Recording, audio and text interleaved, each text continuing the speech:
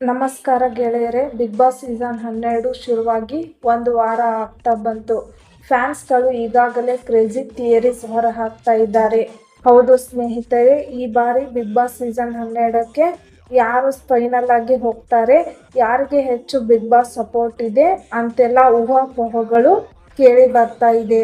ಕೆಲವು crazy theories ಬಗ್ಗೆ ನೋಡೋದಾದ್ರೆ, ಅದಕ್ಕೂ ಮೊದಲು ನೀವಿನ್ನೂ ನಮ್ಮ ಚಾನಲನ್ನು ಸಬ್ಸ್ಕ್ರೈಬ್ ಮಾಡಿಲ್ಲ ಅಂದರೆ ಈಗಲೇ ಸಬ್ಸ್ಕ್ರೈಬ್ ಮಾಡಿ. ಬನ್ನಿ ವಿಡಿಯೋ ಶುರು ಮಾಡೋಣ. ಮೊದಲ ಥಿಯರೀಸ್ ಏನು ಅಂದರೆ, ಈ ಸೀಸನ್ ಆಲ್ರೆಡಿ ಫಿಕ್ಸ್ ಆಗಿದೆ ಅಂತ ಫ್ಯಾನ್ಸ್ ಹೇಳ್ತಾ ಇದ್ದಾರೆ. ಹೌದು, ವಿಶೇಷವಾಗಿ ಸ್ಪಂದನ ಸೋಮಣ್ಣ ಹೆಸರು ಕೇಳಿಸುತ್ತಿದೆ. TRP ಹೆಚ್ಚಿಸಲು ನಿರ್ಮಾಪಕರು ಈಗಾಗಲೇ ಫೈನಲ್ ಪ್ಲಾನ್ ಮಾಡಿರಬಹುದು ಅಂತ ಫ್ಯಾನ್ಸ್ ಊಹೆ ಮಾಡ್ತಾ ಇದ್ದಾರೆ. ಇನ್ನೊಂದು ಥಿಯರೀಸ್ ಏನು ಅಂದರೆ, ಮನೆಯೊಳಗೆ ಇಬ್ಬರು ಸೀಕ್ರೆಟ್ ಏಜೆಂಟ್ಗಳು ಇದ್ದಾರೆ ಅಂತ ಹೇಳ್ತಾರೆ. ಅದು ನಿಜವೇ ಅಂತ ನೋಡೋದಾದ್ರೆ ಮುಂದಿನ ವೀಕ್ಸ್ನಲ್ಲಿ ಗೊತ್ತಾಗಲಿದೆ.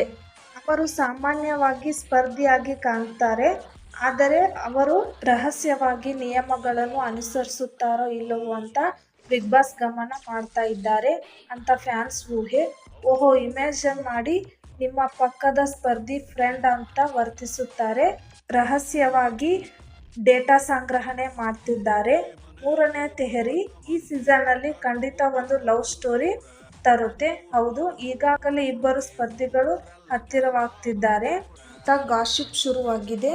ಹೌದು, TRPಗೋಸ್ಕರ ಆಗೋದು ಫ್ಯಾನ್ಸ್ ಊಹೆ ಮಾಡಿ ಮಾತನಾಡ್ಕೋತಿದ್ದಾರೆ. ಹೌದು ಗೆಳೆಯರೆ, ಇದರ ನಡುವೆ ಬಿಗ್ ಬಾಸ್ ಒಂದು ಬಿಗ್ ಶಾಕ್ ನೀಡುತ್ತಾರೆ. ಅದುವೇ ಎಲಿಮಿನೇಷನ್.